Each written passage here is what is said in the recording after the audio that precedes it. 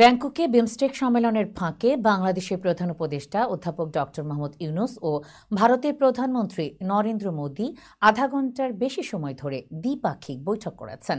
বৈঠকে বাংলাদেশের পক্ষ থেকে শেখ হাসিনা প্রত্যর্পণ সহ বিভিন্ন স্বার্থ সংশ্লিষ্ট বিষয় তুলে ধরা হয়।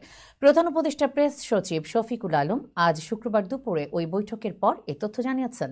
শফিকুল আলম বলেন, বাংলাদেশ ও ভারত দুই দেশের সরকার প্রধানের মধ্যে অনুষ্ঠিত বৈঠকটি অত্যন্ত গঠনমূলক ও ফলপ্রসূ হয়েছে। আমাদের সঙ্গে পারস্পরিক স্বার্থ সংশ্লিষ্ট সব ইস্যুতে আলোচনা হয়েছে।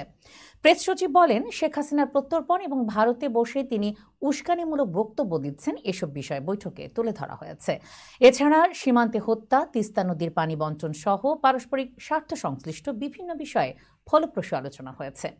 অন্তর্বর্তীকালীন সরকারের দায়িত্ব গ্রহণের পর এই প্রথমবারের মতো অধ্যাপক ইউনূসের সঙ্গে ভারতের প্রধানমন্ত্রীর বৈঠক হল। বঙ্গোপসাগরীয় দেশগুলোর আঞ্চলিক সহযোগিতা জোটের শীর্ষ সম্মেলন 2 থেকে 4 এপ্রিল ব্যাংককে অনুষ্ঠিত হচ্ছে।